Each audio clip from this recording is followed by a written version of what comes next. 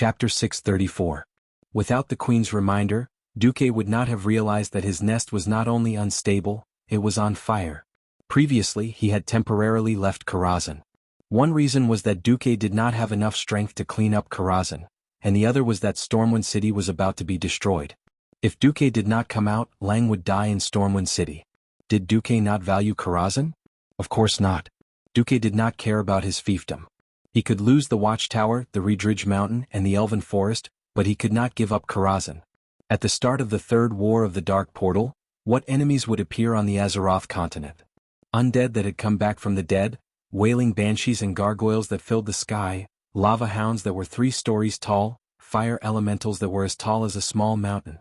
These terrifying existences that transcended the mortal world could not be dealt with by simple swords. The most reliable thing that Duque had was his magic. The path to the Dalajan had been blocked. The only thing he could rely on was Karazhan. Now that he suddenly heard that Karazhan was in danger, it would be strange if Duque was not excited.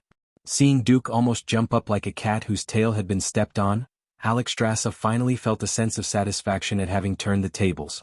Do you know who it is? Seeing Duque's nervous look, the queen's nose was almost up to the sky. She had a look of "beg me? If you beg me I'll tell you." Look. Duque clenched his teeth and turned around. Let's go. Alexstrasza was anxious. She did not care about the other 3 Dragon Kings watching, and put a hand on Duque's shoulder. Brat, let's talk. Suddenly, space twisted at a high speed and the scenery in front of him blurred. In that moment, Duque found himself in a circular pavilion hanging on the east side of the Dragon Sleep Temple. It was not accurate to say that it was a pavilion. It should be said that this seemed like a pavilion, but it was actually a small subspace attached to the Dragonbone Wastelands. It looked like the scenery of the Dragonbone Wastelands, but in reality, it was impossible to get out of the pavilion by walking to it. Alexstrasza put her hands on her hips and puffed out her cheeks. I was just teasing you.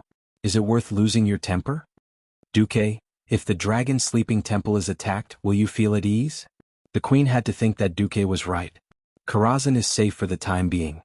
Then I have to rush back to prepare. No. I think it's better if you prepare here.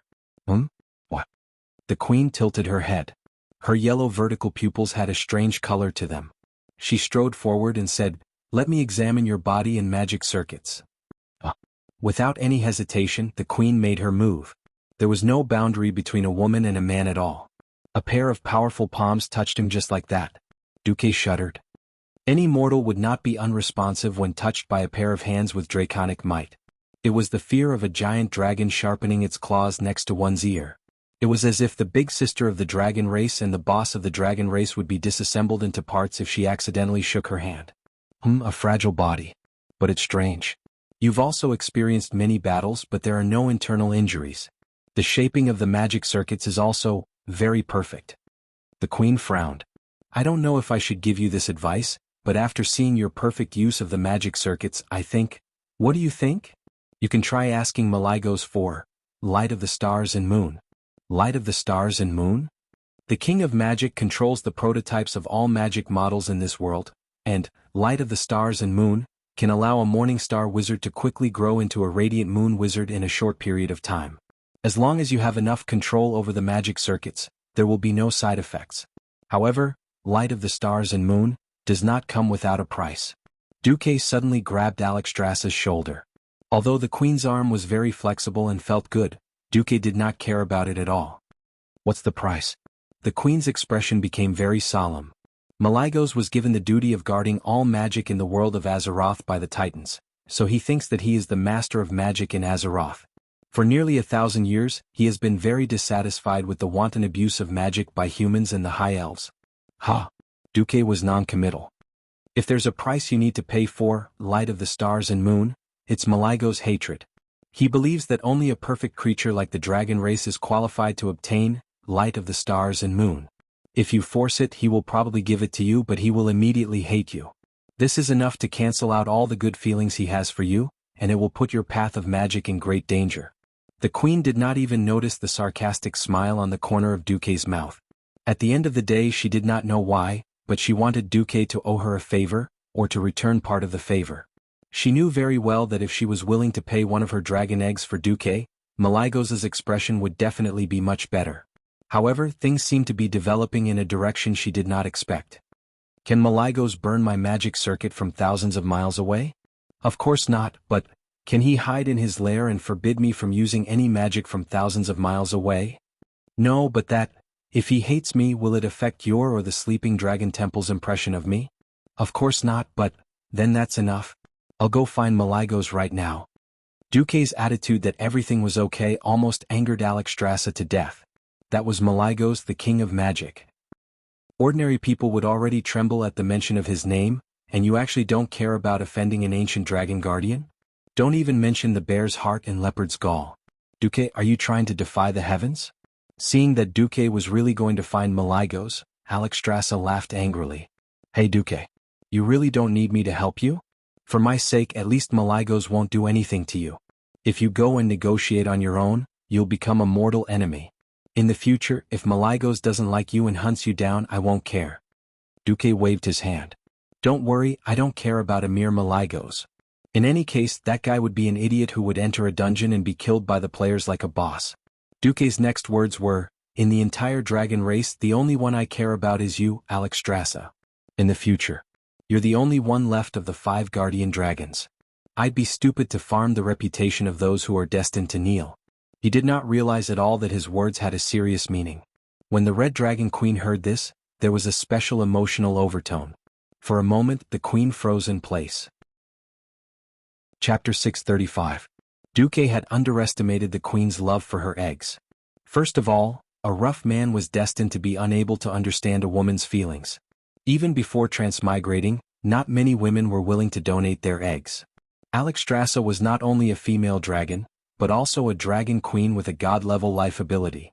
Her dragon eggs could even make the scarce and nearly extinct blue dragons flourish again. One could only imagine how precious such a dragon egg was. In the end, Alexstrasza told a small lie. If she used her dragon egg to exchange for it, not only could she avoid Malygos' wrath, but she could also exchange for a higher level, Breaking Dawn fire. As the name suggested, this meant that in addition to advancing to a Radiant Moon Mage, Duque could also lay the foundation for advancing to a Breaking Dawn Mage. In the world of magic, nothing could be achieved in a single leap, unless you had a god of magic as a parent. For example, Medivh had a guardian mother, Aegwynn. Apart from Medivh, which mage did not have stars in their eyes? They would either be like Antonidas until they had one foot in the coffin, or they would be like Khadgar in the original world, using countless near-death experiences in exchange for power. Even now, this opportunity to exchange 4 starfire was obtained by Duque at the cost of facing one of the strongest and evilest existences in the world, Nesario. The queen never expected. No, she was overthinking things. She thought that Duque was giving up the chance to step into the Breaking Dawn realm in order to protect her precious dragon egg. She couldn't help but have a good impression of him rise. Because of his ignorance, Duque was very calm. Under Alexstrasza's gaze, he actually went to look for Malygos. At the highest level of the Wormrest Shrine, Izarazwil had already retreated. Nozdormu was using the power of time to rebuild Nesario's ashes into a model of Nesario's remains. Only Malygos had his eyes squinted as if he was pretending to sleep. In fact, he had a premonition that Duque would come to him for a reward. You're here? Malygos seemed to be struggling to keep his eyelids open. I'm here. Duque was indifferent. Come? Sure. A blue wave enveloped the man and the dragon, and in the blink of an eye, Duque found himself in another pavilion hanging outside the dragon slumber shrine. Evidently, the 5 dragon aspects each had their own independent space in the Wormrest Shrine. The space of Malygos, the king of magic, seemed a little different. If Alexstrasza had deliberately shrunk her space into a small room so that Duque wouldn't feel uncomfortable, then Malygos was just showing Duque the original space. It was a huge space with a diameter of at least 10 kilometers. Duque was on a lone island in the middle of the Azure Ocean. There was nothing around him except seawater. In the sky, there seemed to be a supreme existence of divine might. The thick white clouds rolled and surged, making it impossible to see what was above the clouds. Somehow, he felt that there was a mysterious existence there that could destroy everything in the world. Its nobility and greatness were above everything else in the world of Azeroth. That was how it should be, Duque replied with a poker face and dead fish eyes. What an imposing manner. However, all that was left was the imposing manner. Alexstrasza, who had the most authority in the Wormrest Shrine, was protecting me. Did you dare to eat me? Duque looked up at the sky with such a terrible expression, and thought to himself, the ancients said that only idiots like to stand at the highest point and wait to be struck by lightning. The ancients were not lying to me. Malygos was very upset. It was not the first time he had seen Duque, but it was the only time he had looked Duque in the eye. He had never believed in humans, or rather he was suspicious and even hostile to all races other than dragons. The first time Duque had approached him through Isra in order to fight against Nesario, it was because of the situation. It was a coincidence that Duque had gone through so much to rescue Alexstrasza. Anyway, it was still the four of them who had to fight against the Wing of Death. Duque had magically discovered that Nesario had disguised himself as a human and sneaked into the Lordaeron palace. Duque had used him in turn to lure the four of them to finally eliminate Nesario, and the credit was still due to the four of them. Without the other Dragon Kings, it would have been impossible to kill the rebellious Black Dragon King. Anyway, in Malygos' eyes, creatures other than dragons were always secondary. Duque had already obtained a transcendent position in the Wormrest Shrine without doing any real work at all. Seeing that he had finally killed his great enemy and avenged his spouse after 10,000 years, Malygos did not mind giving this little human a little gift. However, Duque's neither humble nor arrogant behavior made him very upset. Umph. A cold snort sounded like a thunderclap from the 9 heavens. Duque was still the combination of dead fish eyes and a poker face. Is this the attitude you have when begging the great king of magic to bestow a reward? With this sentence, Duque sentenced Malygos to death. You want me to work for you? You've taken your revenge and vented your anger, and you still have the nerve to make things difficult for me? You don't want to give me a reward, right? When you become a boss later, I'll get rid of you and take it myself. Duque cursed in his heart while expressing his attitude. You can choose not to give it. If not, then I'll leave first. Can you please open a spatial door? Duque's casual attitude made Malygos even more angry. Insignificant human. Recognize your identity. In front of my power you are nothing. The clouds were boiling fiercely, as if the wrath of the heavens would fall in the next moment. The rage of the Dragon King was not a joke. The terrifying aura that flowed out of Malygos' shrine room made the giant dragons that had yet to disperse in the shrine tremble. What the hell? Who had angered the Dragon King Malygos? Alexstrasza could not help but yell across the void, "Hey! Malygos, what the hell are you doing? Why are you yelling at my savior?" Malygos' anger subsided a little. After all, this was the Dragon Slumber Shrine, and he was still very afraid of Alexstrasza, who had recovered her strength. I'm just teaching a human how to be polite to dragons. What the hell are you doing? Duque is an honored guest of our Dragon Slumber Shrine. We invited him to witness the ceremony today. We agreed to let him take over as a guardian and you have a part in it. What's wrong with you all of a sudden? Malygos did not speak. Only Duque knew that in the end it was because his strength was too low. So low that even if he asked for a reasonable reward, it would be seen as a charity. In the past 800 years, when had the previous guardians, Aegwin and Medivh, been bullied? It was easy for a demigod to make other existences forget their original identity and instinctively respect them. Chapter 636. Come to think of it, Duque was a mere Morningstar mage, but he had managed to kill the greatest nightmare of the dragons in 10,000 years, the demigod Nesario. It would be unreasonable for the other dragons not to be jealous. Was there anything more heaven-defying than Duque's feat in this world?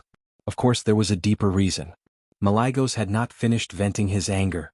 He had once been the strongest of the 5 dragon aspects, but his wife, child, and almost all his subordinates had died in one go. He had been a single dog, no, a single dragon for 10,000 years. He had finally managed to kill his enemy, but not only was the enemy unrepentant, the one who had stolen his limelight was a lowly race with no ability that he looked down upon. Rationally, Malygos knew that he should be grateful to Duque. When it came to love, he couldn't control his temper. He was a little crazy, but his madness was more directed at Nesario and the Black Dragon army. But he had nowhere to vent his anger. He could not attack his own people. Duque, who had appeared in front of him, felt like he had been implicated. After slightly intimidating Malygos, Alexstrasza quickly smoothed things over and sent a secret message to Duque. Sorry Duque, he wasn't like this before. He used to be very happy and cheerful, and did not mind spreading magic to other races. It's just that after his spouse died. Alexstrasza quickly said a lot of things, all of which were ignored by Duque. What made Duque's mind wander was something else. That was the course of history. Duque did not know if he could defend against Nazul's next attack. If he could, then it was likely that there would not be a cross-world expedition against Draenor. However, regardless of whether there would be an expedition or not, the Burning Legion's plot against Azeroth would not be extinguished. The Third War at the Dark Portal was bound to come. If the Third Battle of the Dark Portal had anything to do with Malygos, it would have to do with a lot. In the Third War, it was easy to associate it with the undead army of the Calamity Army. However, without the Ice Dragon Army, which was the pinnacle of the undead army, no matter how many skeletons and zombies the humans turned into, they would be nothing in the face of true extraordinary power. It was just that there were too many of them and it was more troublesome. Yes, it was just that troublesome. However, with the Ice Dragon Army, it would directly change from quantity to quality. Where did the Ice Dragon Army of the undead come from? Wasn't it the Blue Dragon Army that was killed in of Nisario's betrayal? The leader of the Ice Dragon Army, Sindagosa, was definitely one of the best generals under the Lich King. Who was Sindagosa? Was there a need to ask? It was the dead wife of Malygos, the King of Magic. Duke came back to his senses just in time to hear Alexstrasza's pleading tone. Duke, I know Malygos' attitude isn't good, but he's still a good person, and he's ready to resume his duties as the dragon aspect. Why don't you give in to him this time and I'll owe you a small favor? All right. Alexstrasza breathed a sigh of relief when Duque agreed. Just now, Duque refused to answer no matter what. She thought that Duque was going to have a heaven and earth collision with Malygos in the Dragon Slumber Temple. She didn't think that Duque would win, but since both sides were on the same side, she really didn't want them to have a conflict.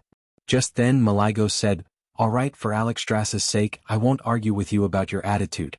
I know you want the power of magic, so show me your magic skills, mortal. If you can satisfy me, I'll let you instantly become a Radiant Moon Wizard. What's wrong with that? Duke's back suddenly straightened, and the corner of his mouth hooked up into a mysterious arc.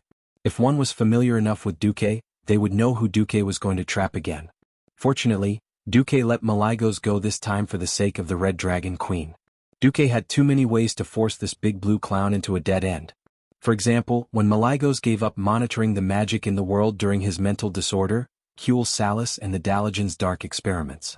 What steel refiner, what forbidden human body refinement technique, what biochemical experiment that could poison all living creatures within 1,000 miles. Once Malygos found out about these things, the old blue dragon would go crazy. There was no need for the Scourge army. He could kill these two holy lands of magic by himself. Of course, Alexstrasza didn't know that Duque had so many bad ideas in his stomach, but she was a woman with amazing intuition. She suddenly realized that Duque really had a way to kill Malygos like he killed Nisario. Feeling that Duque had finally let go of the idea in his heart, the queen's heart was filled with mixed feelings. Duque thought to himself, all right, seeing that your wife is dead, it's understandable. I also want to dig a hole for that fool. I'll bear with it. Duque suddenly raised his head and stared at Malygos in the sky. There was still a mysterious smile on his lips. Do you want to see my magic skills? Sure. Let me show you the right path. Duque raised his hand. For a moment, Malygos almost wanted to smash Duque's face with magic bombs. But when Malygos saw clearly what Duque had conjured with magic power, he fell silent. Duque injected his distant memories into the system. It was a scene from the Battle of the Frozen Crown in the game. It was a memory of Sindagosa from the gorgeous cutscenes. Like an irresponsible visionary, Duque gave the system elf a mission. I want to restore a magic construct called Sindagosa that will convince Malygos. Then, the system elf perfectly injected bones, tendons, blood, and flesh into Duque's fantasy. In the void, as the magic power in the magic circuit in Duque's body was rapidly consumed, the illusion of a huge bone dragon appeared in Malygos' eyes. At first, the illusion of the bone dragon looked like a lizard skeleton at the level of a primary school student's drawing. However, it quickly turned from a chaotic mess into a specimen with its bones clearly visible. Every bump on his skin. Every cartilage that connected each other. The proportions of every bone. At this time, Malygos couldn't help but tremble slightly. This wasn't the end. If what happened before was just a conceptual reorganization of the biological specimen, then what happened next was a pure rebirth of the concept of magic. The huge bone dragon illusion in Duque's hand, which had become 10 meters long, had begun to have the aura of a magic circuit. One by one, new magic circuits were being constructed in this phantom bone dragon. Chapter 637. Duque could actually construct a new magic circuit in an illusion that he had created out of thin air. Many dragon geniuses had trouble constructing a good magic circuit in the body that they were most familiar with, not to mention constructing a magic circuit in an illusion that they were not even familiar with. And from the looks of it, Duque was not making it up. This was because there was an aura that Malygos was extremely familiar with flowing in the newly born magic circuit. It was the aura of Syndagosa's most specialized frost magic circuit. How could you possibly know what Syndagosa was good at? In the independent space of the temple, the rolling clouds in the sky had already solidified. Similarly, the expression of Malygos, who had poked his head out of the clouds, had also solidified. Neltharion's betrayal 10,000 years ago was the greatest shame of the dragons of Azeroth. Even in the records of the dragons, only the names and numbers of the dead were recorded. Other than those ancient dragons that could be counted, no one would know anything about the Blue Dragon Queen. Malygos had just been to the natural mausoleum of his spouse, and there were no traces of anyone touching it at all. Then how did Duque know that Syndagosa was a frost dragon, and not an all-elemental dragon like him? Did Alexstrasza tell Duque? Duque's performance continued. Not only did the body of the bone dragon, which was almost identical to Syndagosa, begin to be surrounded by magic circuits, but white muscles could also be seen growing on the white bones, which were becoming thicker and thicker. Every layer of flesh and blood covered the dragon's body would have a corresponding bloodline and magic circuit.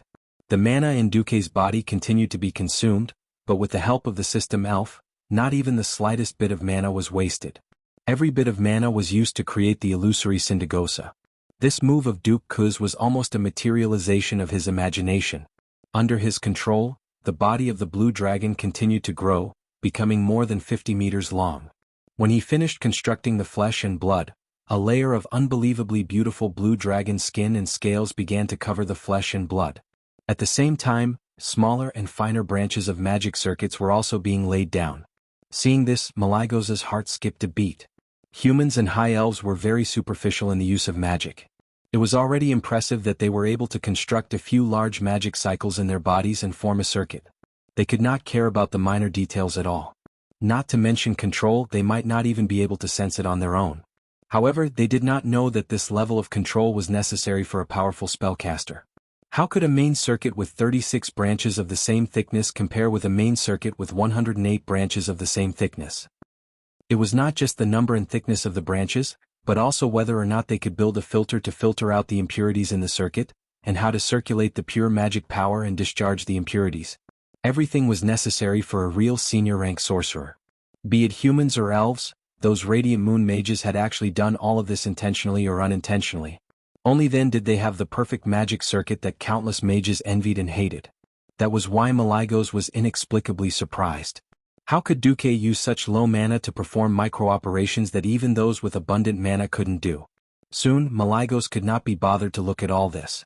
Looking at this illusory blue dragon that had the same appearance as his former spouse, Malygos could not help but mutter his spouse's name, Syndagosa. The illusion in front of him was so realistic, and the mana flowing in the illusion was so familiar and nostalgic. He almost thought that his spouse, who had slept for 10,000 years, had awakened and obtained a new life. Normally, Malygos would have taken it as Duke's blasphemy against his mate. But when he asked Duque to display his talent in magic, he saw his former spouse. Malygos had mixed feelings. There were no words. Naturally, there was no familiar voice or smile. Even so, Malygos still felt that a part of his heart that had been missing for 10,000 years had been mended and healed. He suddenly realized that Duque seemed to have played a more important role in this revenge plan than he had imagined. He also suddenly realized that this insignificant human that he had always ignored and looked down on had some kind of fine control of magic that even he could not compare to. Malygos let out a long sigh. Sigh. Duque stopped his mana output, and the illusory Syndagosa's movements stiffened. Malygos felt as if he had been struck by a whip, pulling him back from his memories to reality. That's right. This was not his spouse after all. Enough, make it disappear, Malygos said calmly. Duque rubbed his hand, and Syndagosa disappeared from the void. Malygos' aggressive aura was gone, but he was still stubborn. I agreed to let you be the acting guardian, so naturally I recognized your strength. From the moment Nesario was killed, I didn't treat you as an ordinary human. But as a guardian, even if you're a proxy, your strength is too unsightly. Take this thing and get lost. Don't be an eyesore. With that, he flapped his dragon wings, and a meteor-like bright object descended from the sky. Whoosh! With a sharp sound of breaking wind, it was clearly going to smash Duque's head open, but the moment Duque dodged, It was fixed at a place less than 3 centimeters in front of Duque's eyebrows. Asterisk Sike. You did it on purpose. Malygos returned a contemptuous look. Yes, I did it on purpose. Duque, fine, you win. I've earned my moral integrity by showing off my muscles. Oh, it's strength. Why not? Duque grabbed the light of the stars and moon that was floating in front of his eyebrows. He had wanted to ask Malygos how to use this thing. There was no need to ask immediately. The moment he grabbed it, the light of the stars and moon, which was emitting a mysterious glow, fused into his palm and rushed into his magic circuit with a domineering aura. Ba thump. Duque clearly heard the incomparably strong beating of his heart. Ba thump. It was the sound of his heartbeat suddenly slowing down by 10 times. It was like a drum that had been stretched out countless times. That feeling made Duque feel very strange. The next second, Duque suddenly let out a scream. He felt as if a huge ball of blood the size of a tennis ball was being pumped out of his aorta. Chapter 638. Even though Duque was a university student who had taken a basic course on the physiological structure of the human body, he had never thought that mages were more like a magical existence that fused 2 and 3 dimensions together. What appeared in his field of vision was the same outer shell of the body, but a completely different internal structure. In the 3-dimensional domain, the brain controlled the functions of his body, directing the operation of every internal organ, making the lungs breathe, the heart pump blood, and the liver detoxify. In the illusory vision of the 2-dimensional world, the mind that extended from the will controlled the magic circuit, and the flow of magic in the mental domain was more like the countless subdivided roots of a large tree, except for the root at the end that was used to absorb the elemental power from the outside world. The rest of the circuit would eventually take the shape of a ring. It was a continuous cycle, and it was constantly building a stronger and more powerful circuit. This was not a complicated process. The entire process could be said to be simple and crude. The light of stars and moon that crashed into Duque's body was simply pressing down on Duque's body with tremendous force. There was nothing in the world that could be achieved in a single leap. To be able to achieve it in one step only meant that one had made thorough preparations. It sounded like reaching the radiant moon level was such a wonderful thing. But in reality, was it really that easy? In order to deal with the third war at the Dark Portal, and even in order to face the first, second, third, fourth, fifth, and sixth generation Lich Kings that might appear, Duque had long since built a magic foundation. This was like building a skyscraper that needed to be built with a foundation. If Duque's previous magic circuit was third-rate, it would be like using a matchstick to act as the pier of a bridge across the sea, and it would turn into dregs with one push. The magic circuit model that he used was almost the best model that he could find in this era. With the incomparably thick, arcane throne as the cornerstone, phoenix flames and ice crown flew at the same time. Not only that, with the perfect connection between him and the system elf, the mind control system that Duque built was completely beyond this era. Precisely because he was clear about the development of mages in the original history, as well as the usage and power of new magic, Duque's creation of the magic circuit was expansive. He strived to make sure that the magic flowing in the circuit was pure enough and that a perfect balance between the 3 types of magic could be achieved, which was in line with the magic rules of this world. Duque's eyes were flashing with arcane brilliance as he looked into his body. Although the light of stars and moon was very rough, the magic circuit that was expanding and thickening showed unparalleled flexibility. The inner wall of the aging magic circuit was peeling off rapidly, and the residue that had lost its purpose flowed along with the high-speed impact of the magic power to the smaller, finer end branches of the circuit, and was expelled from the body through the root-like filaments. The walls of the circuits in his body were like a sponge, greedily absorbing the light of the stars and moon that came from outside his body. The new light spread to every circuit in his body along with the flow of magic power. It was a strange beauty of the rising sun, dispelling all the darkness on the earth and replacing everything with light. At this moment, Duque suddenly ran into trouble. When the power of light of the stars and moon broke into the circuits of Arcane Throne and Crown of Ice, there was no problem. But Phoenix Flame didn't seem to match. It wasn't that Malygos had tricked Duque.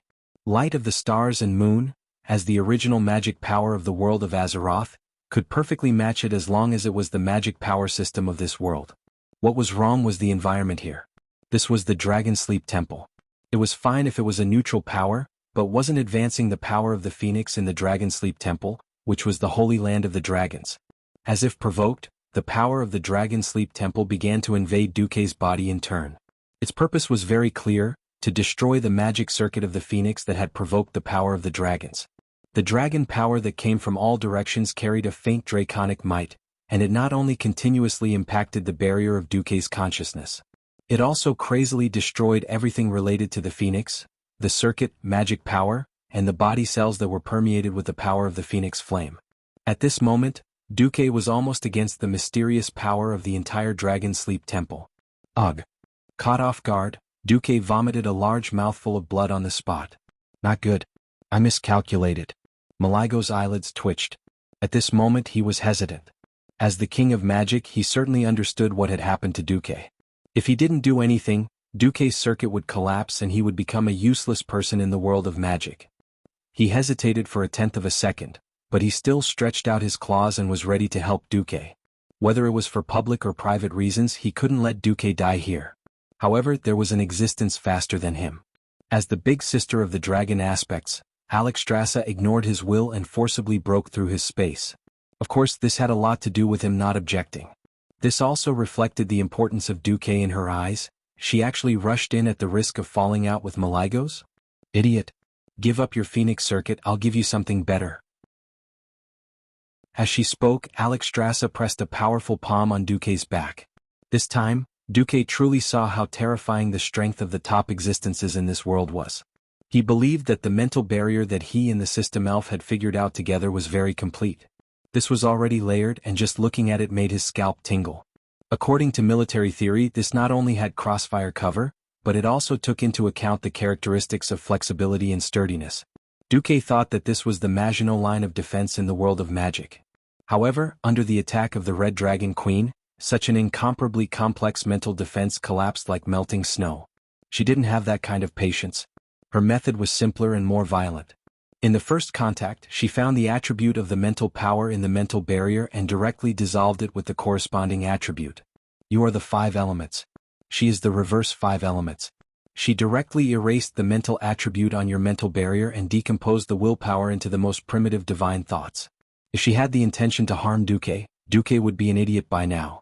Obviously she wasn't. The flames were clearly violent and wanton.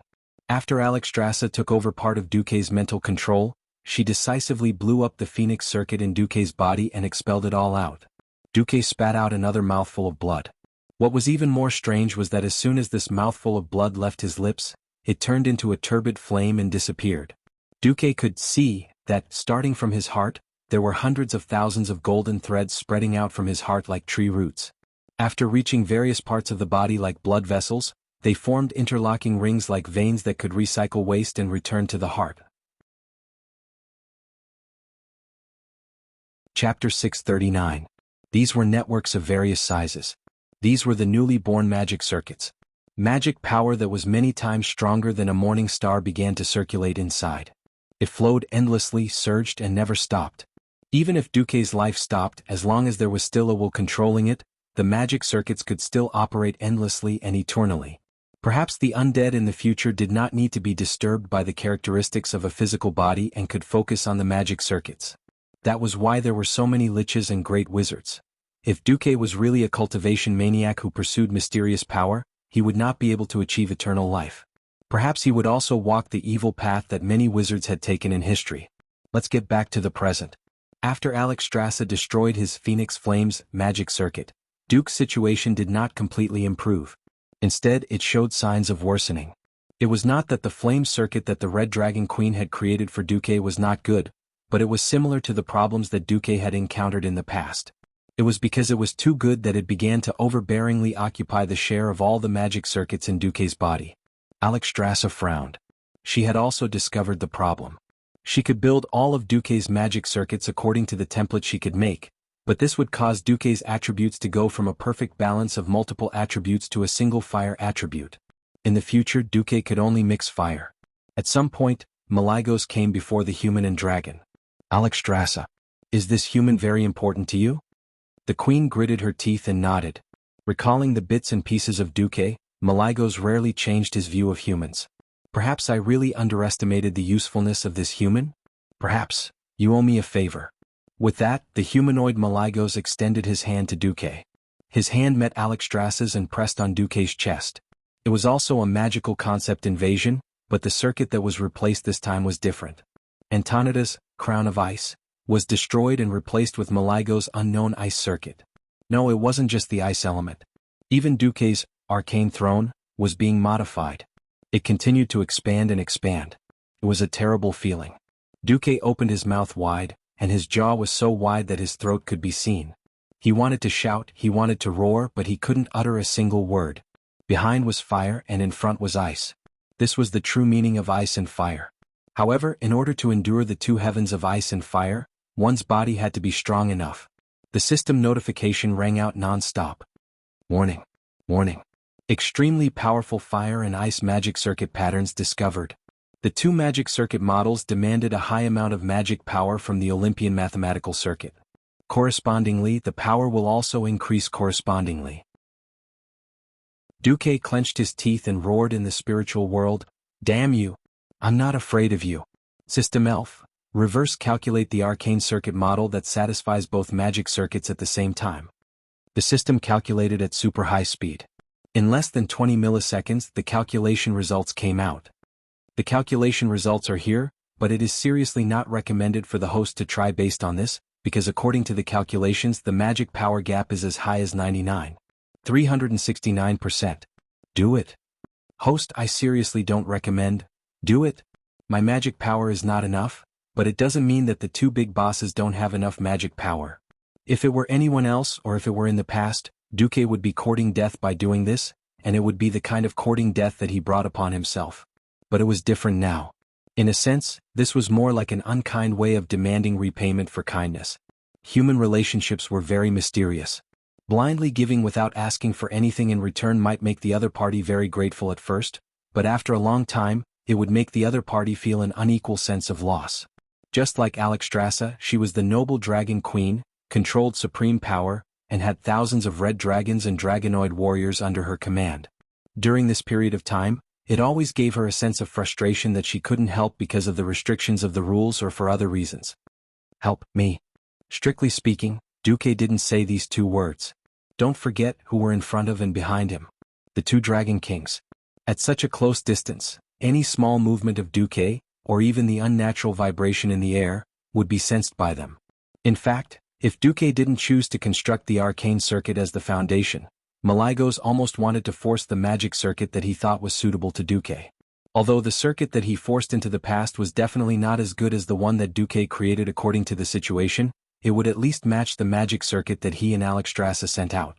Now, under such circumstances, Duque actually told them the arcane circuit model to be strengthened through the spiritual connection. Maligos couldn't help but look at Duque in a higher light. It was the same for the King of Magic and it was the same for the Life Giver.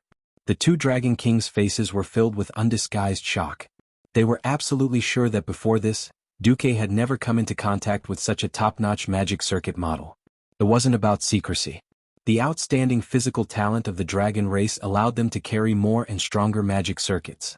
In a sense, the magic circuit models that humans and elves came into contact with were emasculated versions that had been repeatedly weakened so that humans and elves could afford them.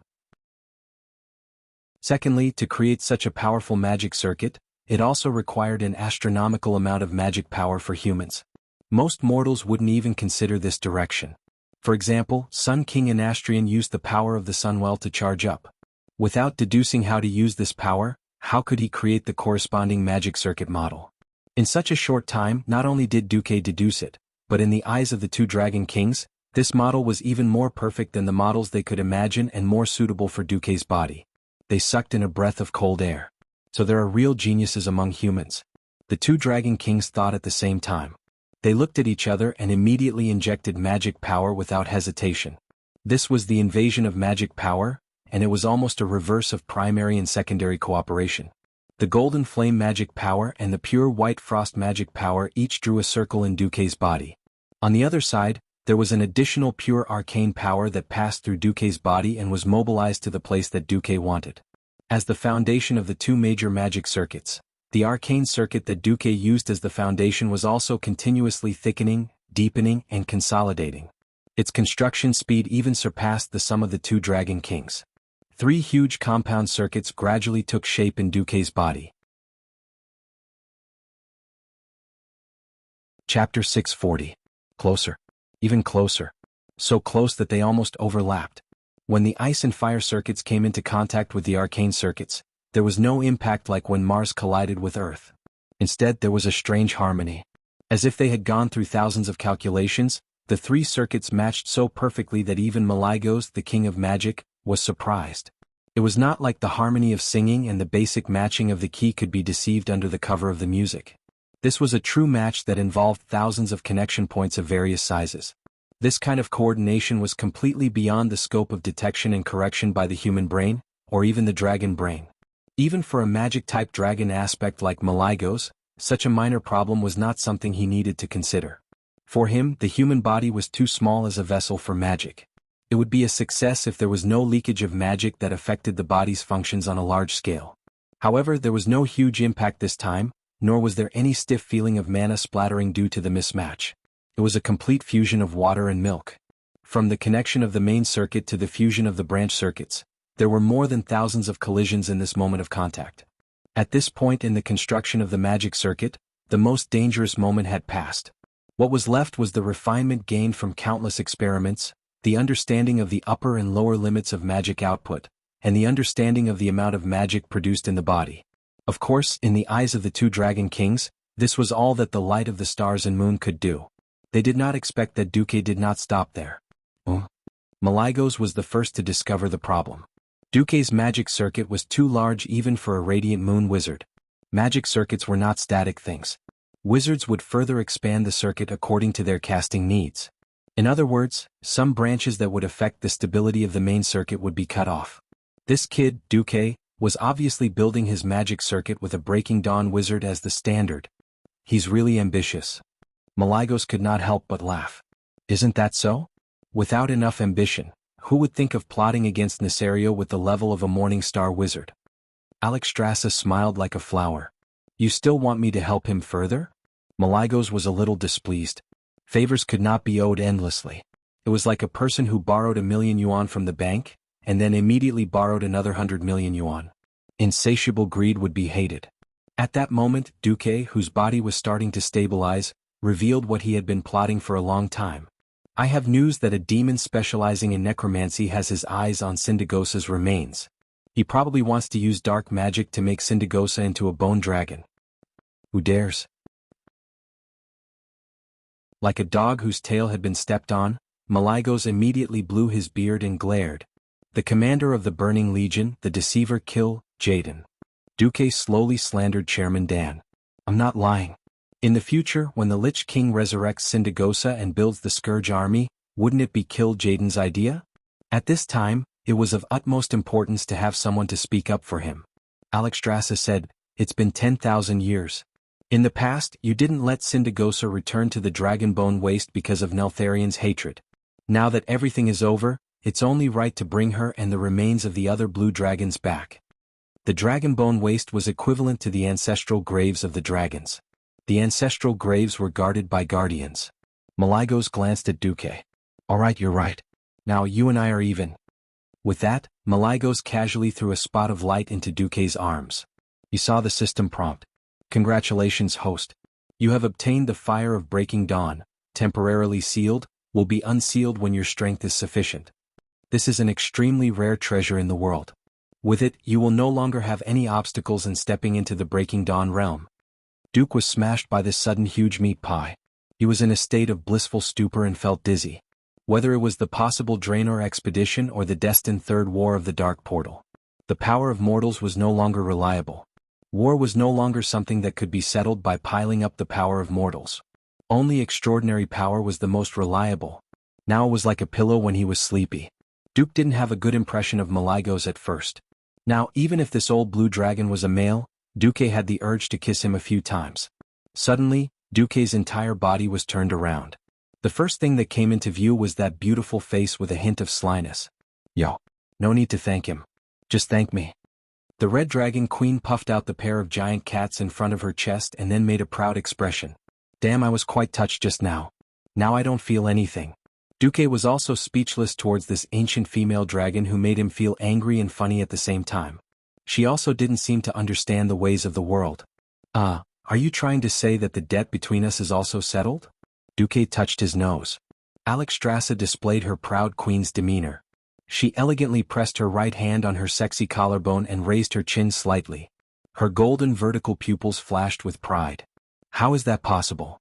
Saving my dragon egg, freeing me from my painful captivity. How can the insignificant light of stars and moon, and breaking dawn fire, compare? Don't tell me that someone as powerful as me is worth the same as a mere human breaking dawn wizard? Alright, what you said makes sense. I don't mind if you continue to owe me a favor. Duque rolled his eyes and shrugged. After nagging the queen for a while, Duque began to calm down and carefully feel the surging mana that had risen to the next level.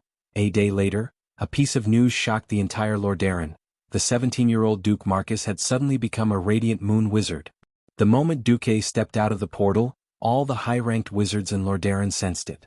Morning stars, as the name suggested, were the radiance of their power.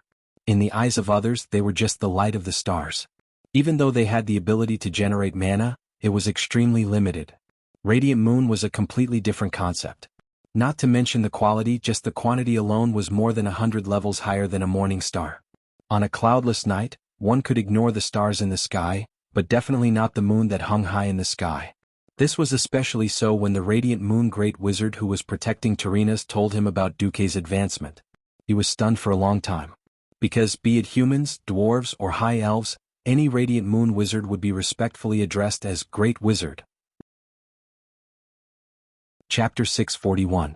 A 17-year-old Archmage.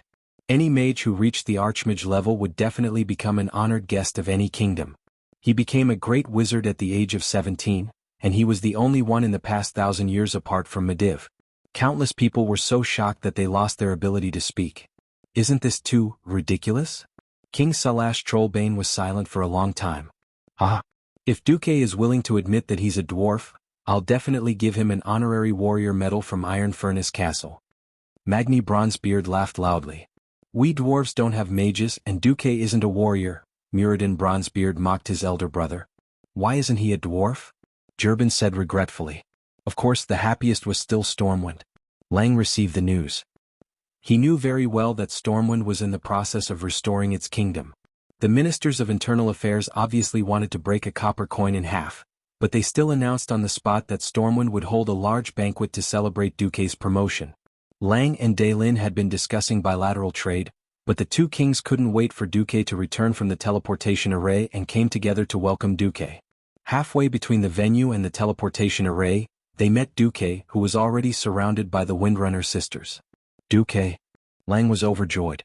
Weren't you going to the Dragon's Slumber Temple ceremony? Why did you suddenly promote? I'm curious too, Daylin said. Duque sighed. Sigh, the Blue Dragon King Malygos is very grateful that I helped him avenge his wife's death. He dragged me along and insisted on teaching me some magic experience. Since the King of Magic is so kind, I can't refuse. I accidentally leveled up. On Duque's right, Aurelia had a hard time holding it in, but she was a sensible woman and barely held back her laughter. On the left, Sasha couldn't hold it in. She covered her mouth secretly because she was afraid that she would accidentally laugh and cause internal injuries. 2 minutes ago, Duque had just told them that he had shamelessly asked Malygos to return the favor, and then something had happened. Alexstrasza had protected him with her life, which was why he had been promoted with the help of the two Dragon Kings. Now that he was in front of the two kings, how did it become the proud Blue Dragon King who was kneeling down and licking his boots to promote him? Sasha was not someone who was good at hiding her emotions. Aurelia also had her flaws, but King Dahlin did not care. What Dailin cared about was the fact that Duque had advanced. Duke Marcus's rise to power was legendary in the entire alliance and even the entire human world. In this legend, the only fly in the ointment was Duque's personal strength. Although Duque also had the battle record of killing a sword sage, his combat power was obviously lower than that of Uther, Anduin, and Antonidas. Now Duque's last shortcoming was made up for. What was presented in front of Dailin was the perfect Duque. Dailin was complimenting him, but no one knew what he was thinking. On the other side, Anduin had also rushed over. He had been attending another meeting and had galloped here with Mograine. Without saying anything, he went up and gave Linley a bear hug. Ahem. I'm going to die. Let go. You orc in human skin, Duque cursed. Ah. Laughter was heard everywhere. It was a joy to be able to bully a newly advanced Archmage. Lang was gratified. Duque's timely promotion had given him hope of reviving the Storm Royal mages. Many of the mages that Duque had won over with the Karazhan library had secretly complained that Duque did not have enough time to guide them. There were also some who saw that Duque's level was not high, and had other thoughts. All of this was solved with Duque's promotion. Not every mage apprentice or low-level mage could receive guidance from Antonidas, let alone the Sun King Anastrian, who would not teach outsiders. Being able to receive guidance from a Radiant Moon Archmage was the ultimate goal of most mage apprentices with potential. He had thought that Stormwind would not be able to recover in the field of mystery after losing Medivh, but now it seemed that was not the case. As long as Duque could become a Breaking Dawn mage before the age of 50, then Stormwind's position in the field of mystery would be as solid as a rock. Unfortunately, Duque had told Lang that Karazhan was a little unstable. Otherwise, Lang would be willing to celebrate for 3 to 5 days. However, this did not affect the banquet tonight. The second day of the third year of the Dark Portal. The New Year's banquet had just been held last night. Most of the nobles did not expect that there would be another grand banquet soon. A grand banquet usually required a lot of preparation, but since the 25th of December, there would be banquets almost every day. As long as one could afford it, it was as luxurious as one could ask for. Standing at the entrance of the banquet hall of the Stormwind State Guesthouse, King Lang Andoin, and the protagonist of the night, Duque, received the blessings of every guest. Congratulations, Your Excellency Marcus. No one expected Prince Arthas to come from Rotterdam. Today Arthas was dressed splendidly. The black evening gown custom made by the royal tailor was perfect for him. Although Arthas was only 13 years old, his outstanding genes made him not only tall, but also had the potential to be a handsome guy. Thank you, Your Highness, Duque replied respectfully. Actually, I am not much younger than Your Excellency. If possible, I would still like to call you Brother Duque. You can call me by my name as well. Arthas's face was as handsome as a spring breeze, and it was difficult for anyone to resist her enthusiasm. All right then. Welcome, Arthas. The King Duque secretly channeled mana into his arms. At this moment, Duque was like an ogre. He gave Arthas a bear hug and made it hard for him to breathe. The 13-year-old had not developed well yet, and Arthas was defeated immediately. Everyone said that Duque was weak, but it did not seem like it. Arthas, who had been crushed by Duque's strength, finally managed to catch his breath. His face was red. Sorry, my father is not feeling well today. He asked me to come and congratulate you on his behalf, Duque. Not feeling well? Was Tyrrhena's feeling stifled? The leaders of the various kingdoms who heard this snickered. One by one, the nobles came to congratulate Duque. Other than Kuel Salus and Gilnis who had left the alliance, all the leaders of the kingdoms came. The only unexpected guest was Krasus, who came with Ronan. After some small talk, Krasus said, Duque, why don't you come and be Ronan's teacher? Chapter 642.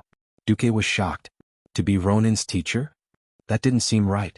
Although there was no seniority in learning, as long as you were of a lower level than the other party, regardless of whether you were 80 years old or 100 years old, you had to call someone senior. But a 17-year-old young man with a 20-year-old disciple, that's seen, not to mention that was Ronan.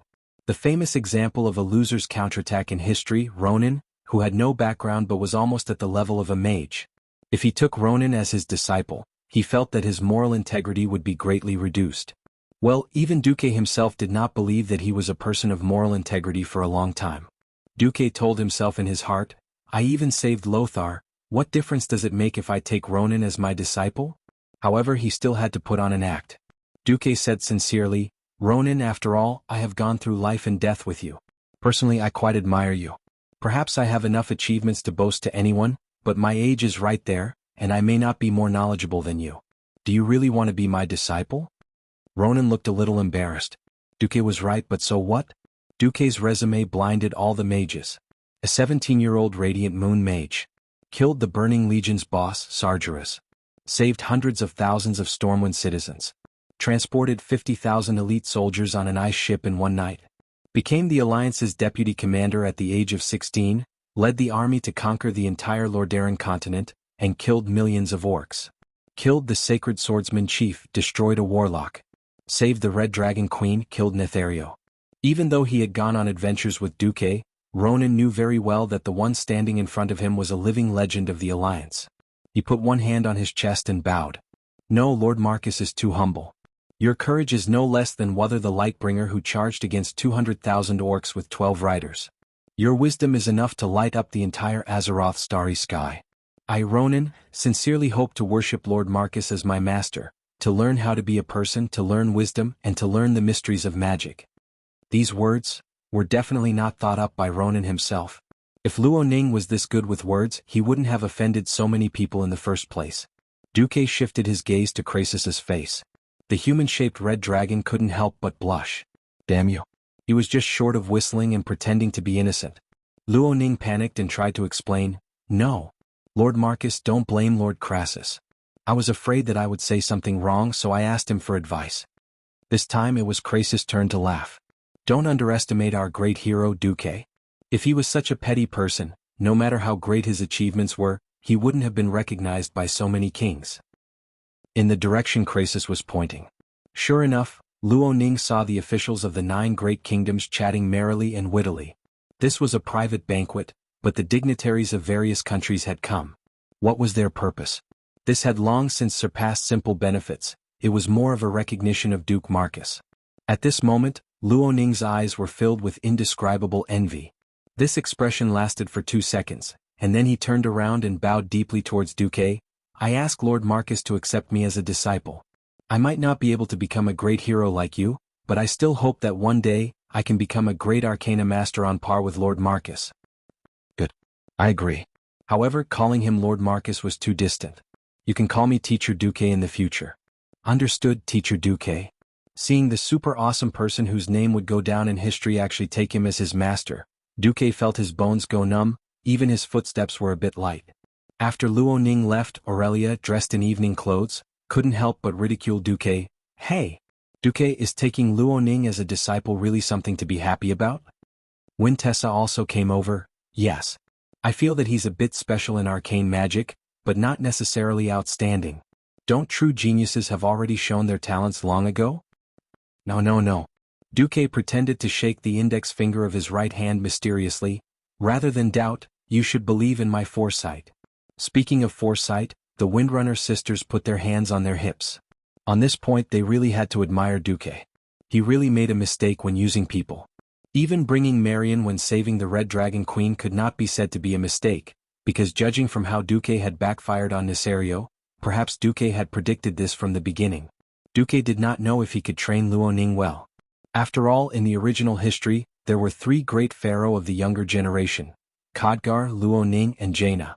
One became a ghost, one seemed to have been robbed of his role by someone and became a bit unknown, and the last one was still a lowly who had not yet expired.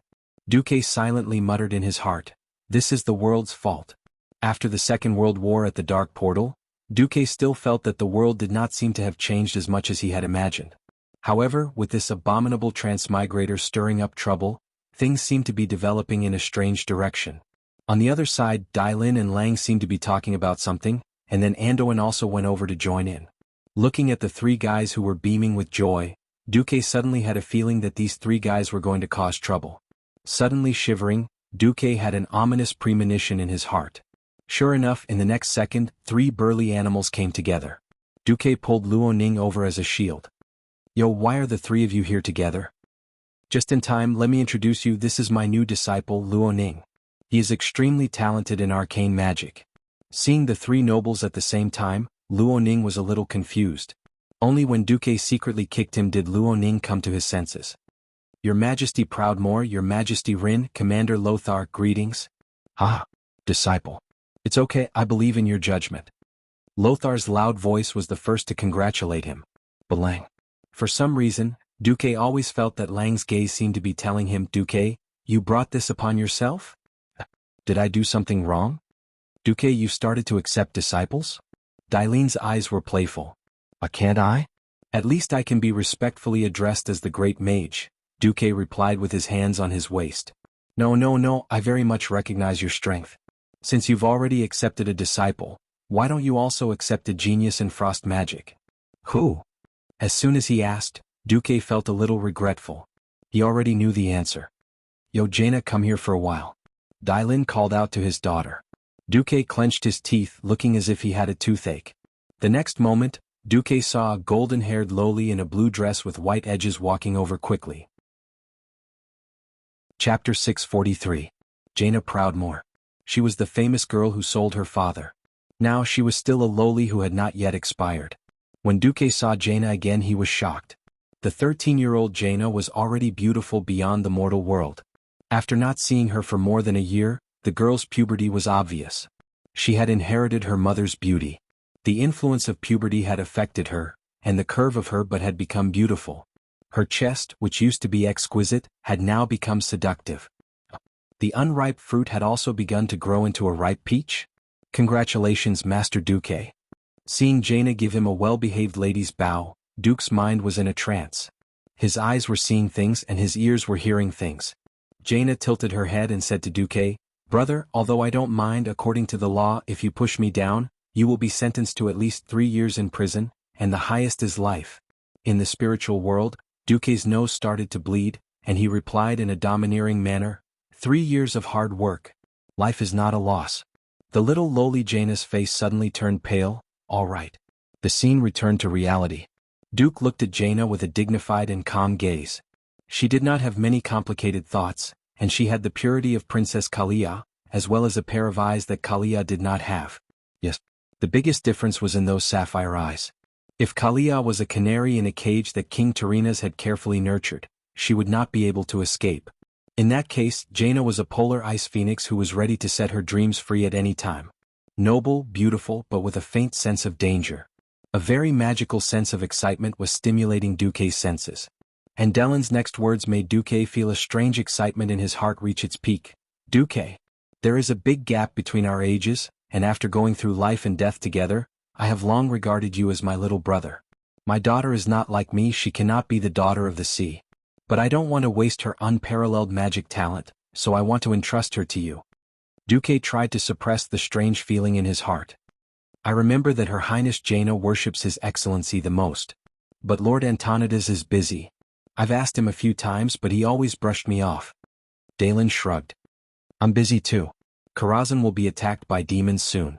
Even if I do, I still have to rebuild Stormwind," Duque said shamelessly. Suddenly Antonidas came over. "Are you trying to say that you have less energy than an old man like me? You bastard, did you guys discuss this beforehand?" Duque seemed to want to refuse. "I'm sorry. Dalen, Gianna is too beautiful. What if I can't control myself?" Before Duque could finish, Dai-Lin had already put his arm around Duque's shoulder. "It's all right. Just remember to pay for your ticket after boarding the ship. I'm not picky when it comes to betrothal gifts. Just give me a deep water port as a betrothal gift." "Father?" Jaina was so embarrassed that she stomped her feet anxiously. Although she'd heard that her father wanted to betroth her to Duque, it was still embarrassing for a noble princess to say it in public. "Dear, I'm just saying." Dai-Lin comforted his daughter casually. Duque couldn't stay calm anymore. "Damn you. Are you trying to test my moral integrity? Aren't you afraid that I won't pay for my ticket after boarding the ship?" "No. First, I believe that you're not that kind of person. Second, if you are, I'll declare war on Stormwind. Even if all the men in the country die, I'll kill you." When Dai-Lin said this, Duque's face turned green. Bullsh*T. He might even become the son-in-law of the Proudmoore family. If he taught her well, there would be no benefit at all. Only a ghost would do that. "Please forgive me for firmly rejecting you," Duque said firmly. "Don't be in such a hurry to reject me." At this time Lang and Andoin came up. Andoin put his hand on Duque's shoulder and showed him a contract made of craft paper. It was a 10-year economic and trade contract between Stormwind and the Kingdom of Kurtiras. From trade to supplies to arms supply to maritime cooperation.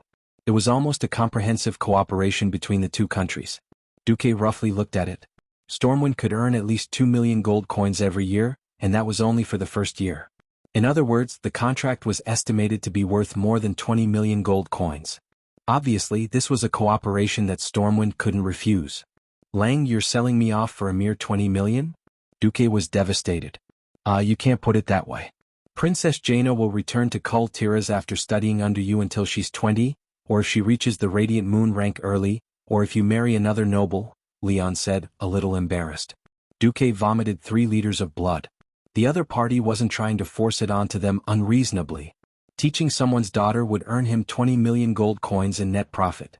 Although it would be split for 10 years, Duque knew very well that the southern continent's Iron Furnace Fort and Stormwind City would have nothing to do with the Third Battle of the Dark Portal. As long as they survived the wave of Nuzul, Stormwind would welcome a 10-year development period. Moreover, becoming enemies with Kurtiras would not benefit Stormwind at all. Before the underground train tunnel was opened to the Iron Furnace Fort, Stormwind's only way to communicate with the outside world was through the sea. There was no need to go north through the burning steppes. The Black Iron Dwarves who opposed the Bronzebeard Dwarves were at the bottom of the Black Rock Mountain. Going there for trade would be suicide. Duque looked at Lang and Anduin, then at Dallin and Antonidas.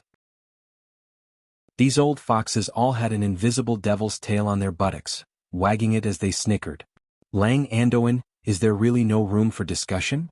Duque asked. The two bastards shook their heads like a rattled drum. Duque's bird of despair. Father, didn't we agree that it's only an apprenticeship? Jaina asked. It's an apprenticeship. Dallin replied. It's just a precaution, so I said it first. Jaina was also a bird of despair. Just like that, the bitter Jaina walked in front of Duque. Jaina Proudmoore requests Master Duke Marcus to accept me as a disciple and guide me on the path of arcane magic. All right. Duque said helplessly.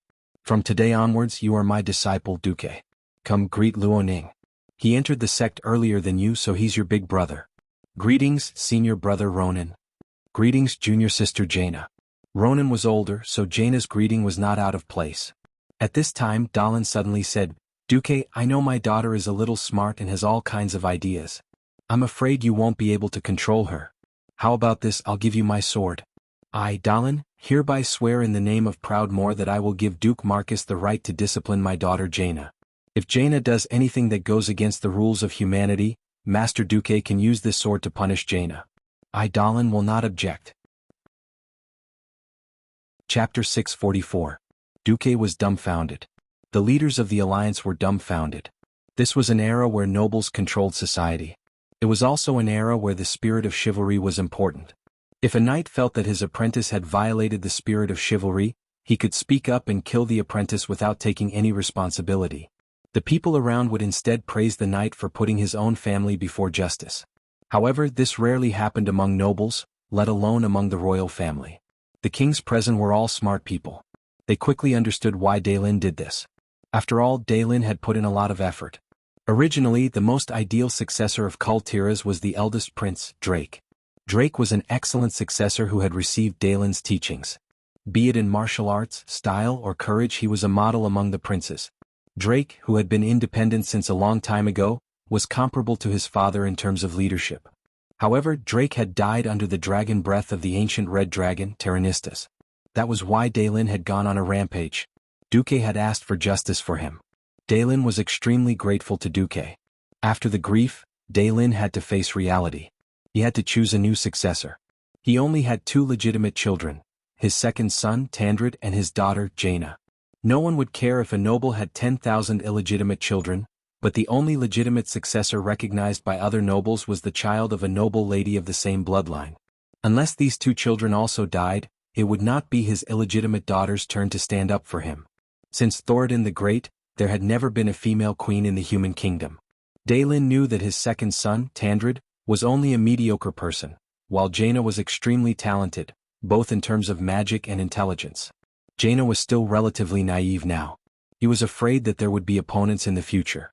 If he left Jaina in the country, Tandred would definitely not be Jaina's match if someone ignited Jaina's ambition. Since Thoradin the Great's era, the princesses of the Eastern Kingdom were notoriously hard to find a husband. If they wanted to marry, they had to at least have a noble status. They were either princes or at least dukes.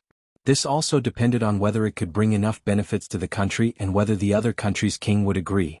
Just like Princess Kalia of Rotterdam, Tyrannis had his eyes on Duque at first, but unfortunately he met Lord Presto, who was disguised as Deathwing.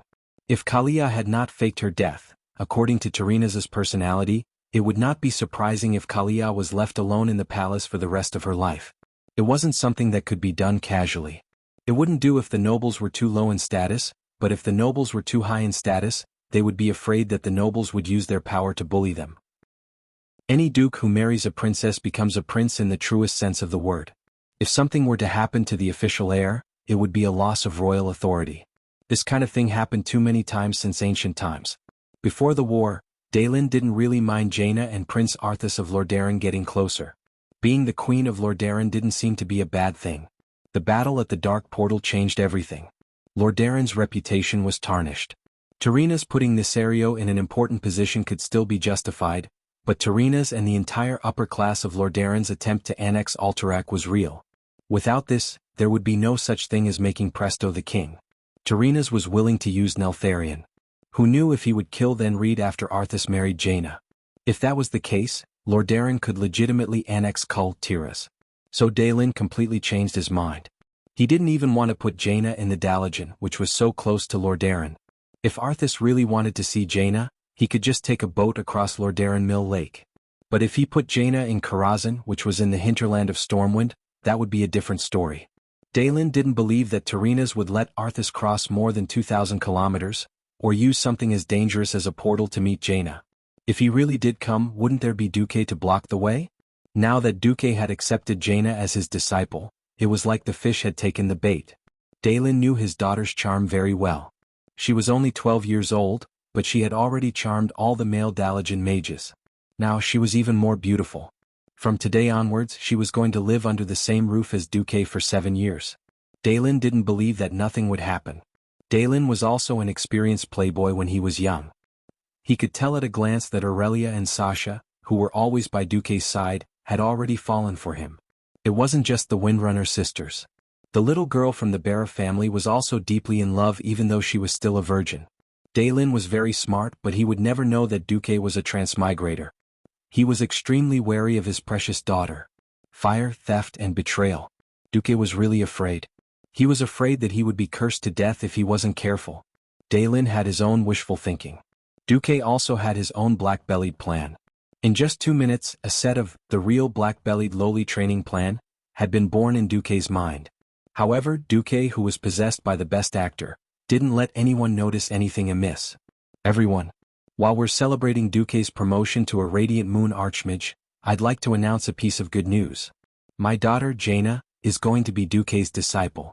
She's going to learn the secrets of magic from Duque. Daelin struck while the iron was hot and announced it publicly. This instantly ignited the enthusiasm of the big shots in the alliance. Congratulations. This was the blessing of the neutral King Salas. Wow.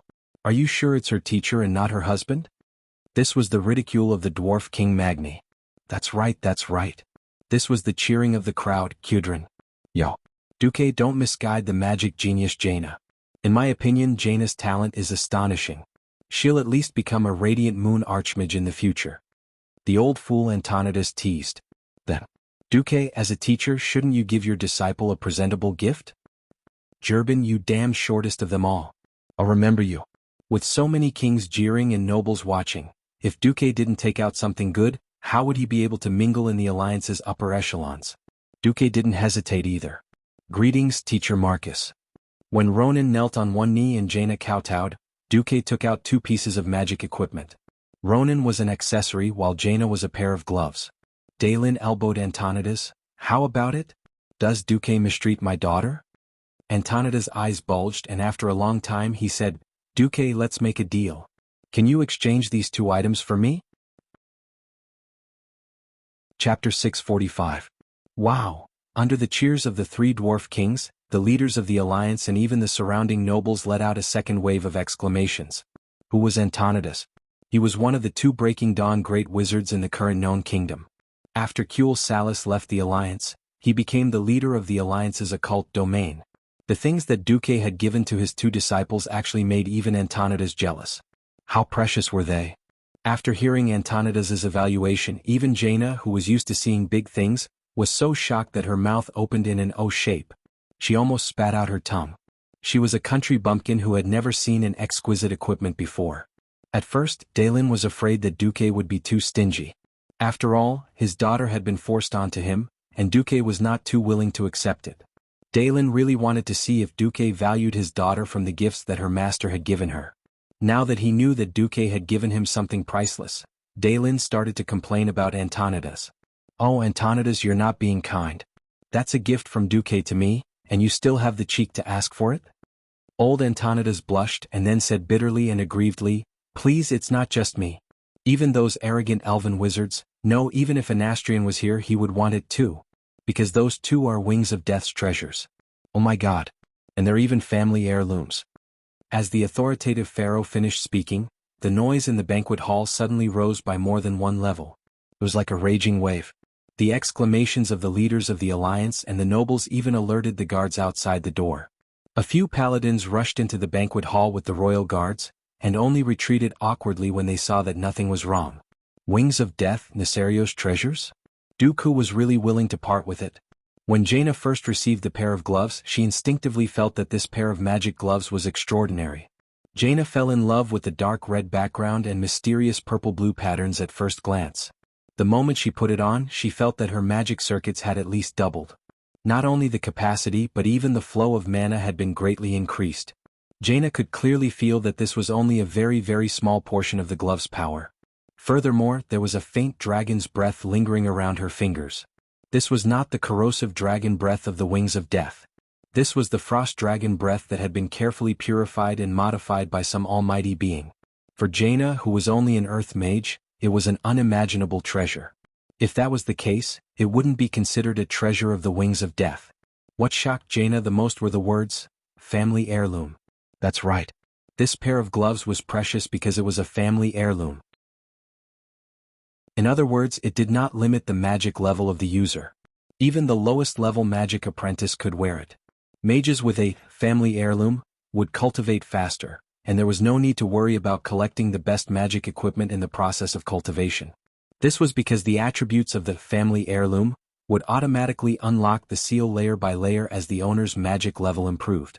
Moreover, because the level of the heirloom itself was very high, there was no need to consider eliminating it before the owner reached the level that the equipment should have. Not to mention, it was an epic equipment that even Antonidas was jealous of. Originally, Jaina was dissatisfied with her father's unreasonable giving of a sword to Duque, allowing Duque to control her life and death after she violated the ban. However, in the face of Duque's precious super gift, Jaina's young heart fell a little. So brother Duque. Oh, teacher Duque still likes me very much. That sword is more of a formality. I won't violate the ban, so teacher won't use that sword to punish me. Jaina's pretty face was red from excitement. She raised her sharp chin and looked up at Duque's gentle and kind face. Teacher, what's the name of this pair of gloves? Duque said kindly, this pair of gloves has a very nice name. It's called Misty Gloves. Blooming like fireworks and flowing like water? So nice. Thank you, teacher. I really like this pair of gloves. In order to express her excitement, Jaina used a total of 3 tens to describe her excitement. A certain someone laughed sinisterly in his heart. That's right. Misty, if you dare to mess around in the future, I'll light you up like a cigarette. On the other side, Ronan was so excited that he was about to cry. In this life, Ronan did not have the merit of being the main force that saved the Red Dragon Queen. Even though he did not kill any of his teammates this time, he was still not well received in the Dalajan. His days were miserable. Originally, Ronan had become Duque's disciple under Krasis' suggestion, but he never thought that Duque would really take him in. He was already overjoyed that Duque had taken him in. Who would have thought that Duque would be so rich as to take out 2 rare treasures from the Wings of Death as gifts? Looking at the accessory that looked like half a small stone slab in his hands, Ronan was speechless for a long time. Even a magician's apprentice could feel the unparalleled power contained within it, as well as the mysterious mana amplification. This was not just a simple mana amplification. Ronan could feel that when he started casting spells, the accessory would give him more than just a single level of amplification. It might even give him 2 or 3 levels of amplification. This was a peerless treasure that any magician could only dream of. Teacher Duque actually gave such an amazing item away just like that. Just how much does teacher think of me? Tears were already welling up in Ronan's eyes. Teacher, thank you. Unable to express his excitement with words, Ronan ran in front of Duque and kowtowed heavily. In this era, only the lowliest citizens would have to kowtow like this when they saw their leader. Even if Duque was a teacher, it was still a bit exaggerated. But everyone could understand. Behind King Daelin, Daelin's old lover and personal bodyguard, Jaina Goldsword, did not hide her envy. She whispered into Daelin's ear, I'm so jealous of Jaina. If someone gave me this before I met you, I would sleep with them for the rest of my life, not to mention kowtowing. Daelin knew that his old lover was joking, but he was still deeply touched. Duque helped Ronan up. Get up. This accessory of yours is called Unruly Will. Just like Gina's, it's a rare treasure. Duque lied with a straight face. Chapter 646. An accessory that could temporarily increase intelligence. Every time a damaging spell was cast for 10 seconds and could stack up to 10 times. Even if it seemed to be the same level as the glove next door, could its actual combat effect be the same?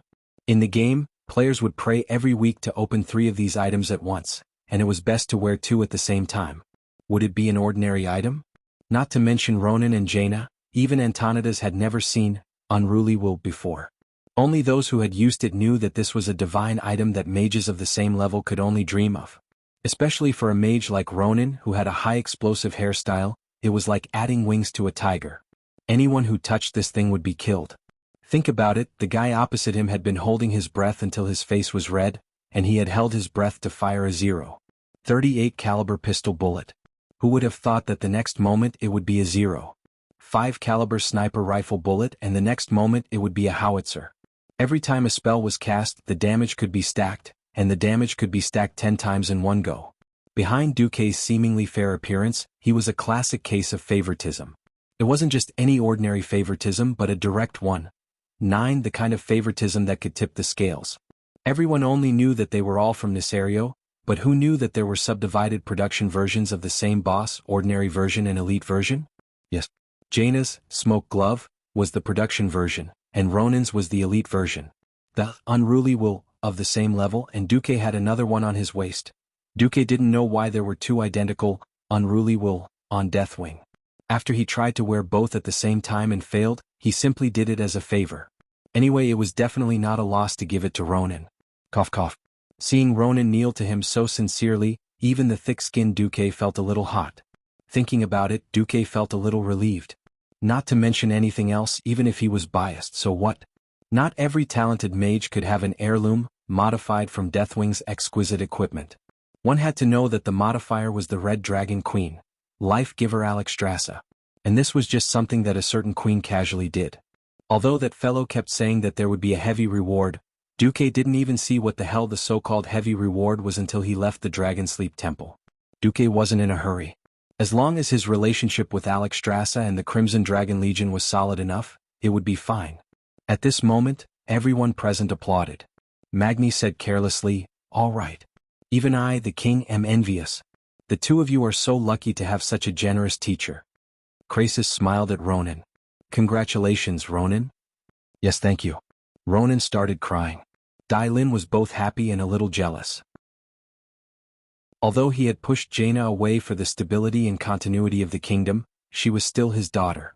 Seeing how well Duque treated her, Dai Lin felt a little sad. "Remember to listen to Teacher Duque."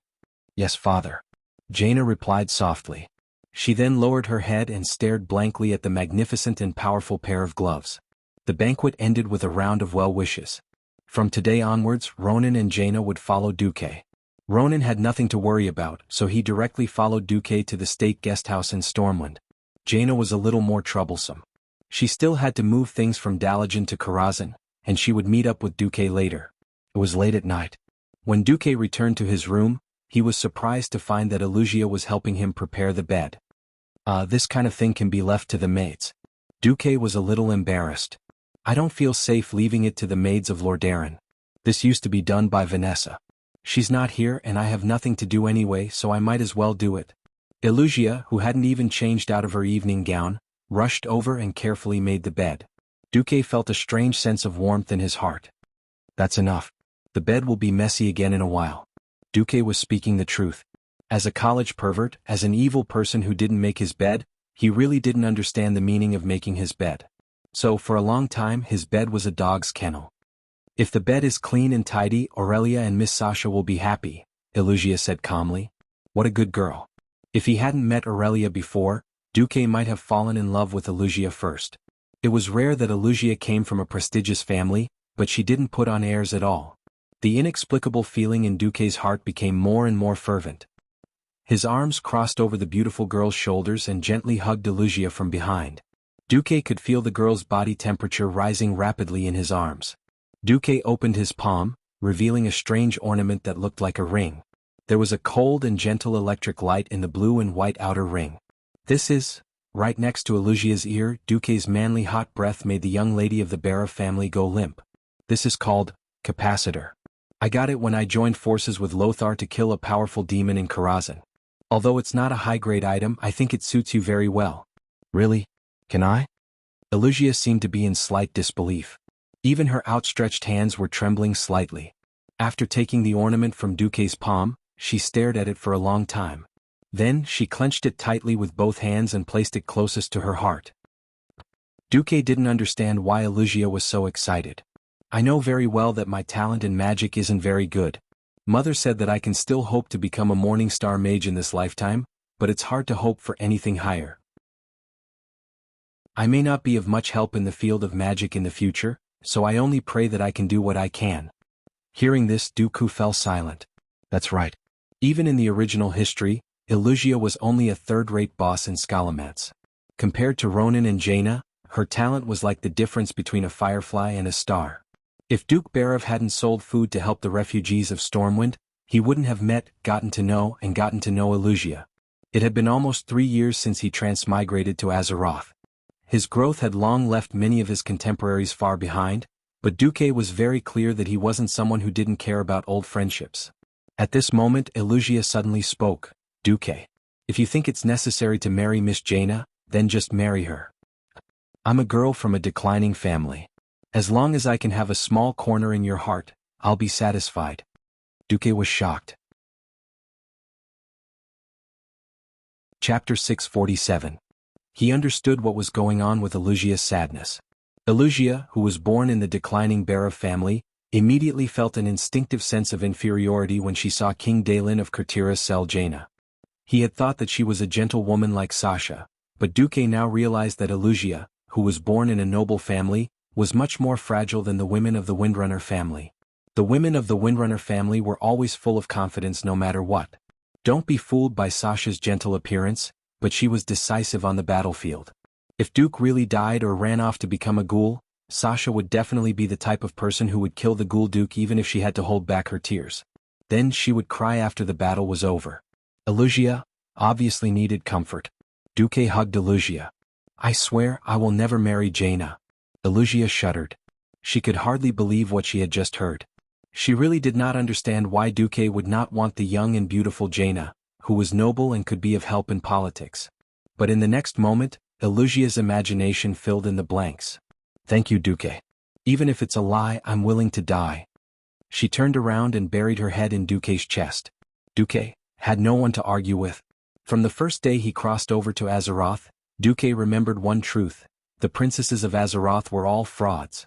From the female wild boar named Princess, in the Elven Forest, to the bear princess Ji-Song who was locked in a cage on Blood Island, to the earth princess Mizral who cheated the orcs, to the Maraudon princess in the Kalandor continent whose measurements were 40, 80, and 40, and finally to the seemingly normal Princess Jaina who sold her father, there were countless examples of frauds. In any case, Elusia absolutely could not understand Duque's fear of princesses as if they were ghosts. Fortunately, this didn't hinder her from experiencing Duque's determination. Duque could feel that the heart of the beauty in his arms was completely intoxicated. If he wanted to push her down, she probably would not refuse. But the beast Duque's conscience was playing tricks on him. Even though Duque wasn't a good person, and he had fantasized about making a killing in 3 years and never losing money, when it came down to it, girls under the age of 18 were beyond his hunting range. Didn't you see that before you transmigrated, it was written that women must not be younger than 20 years old to get married? All right.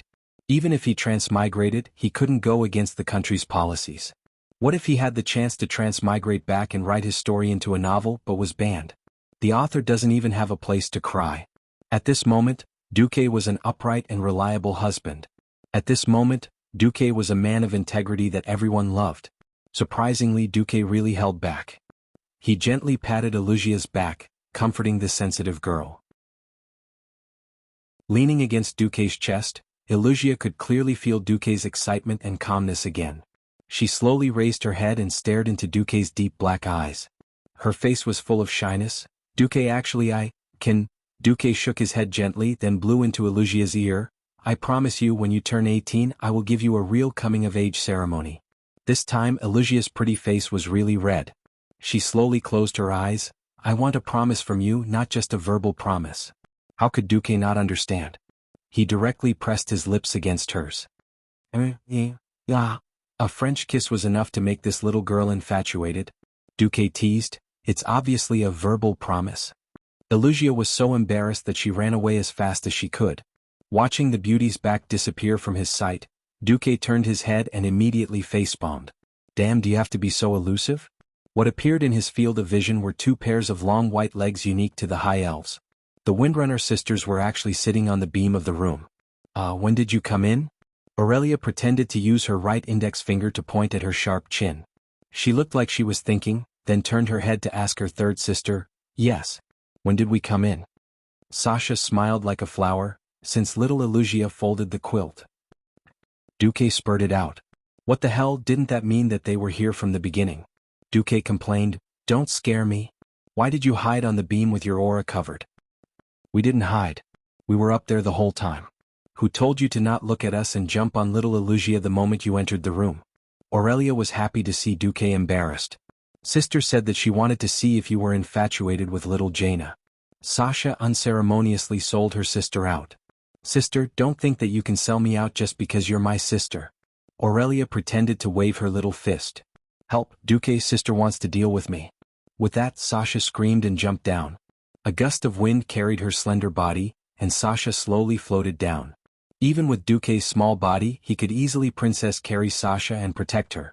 Looking at Sasha's pair of smooth calves swinging on the right side of his field of vision, Duque laughed. Don't be jealous. How can you guys miss out on a share of Nisario's good stuff? Duque waved his hand and took out a pair of boots that were not very bright from his dimensional bag.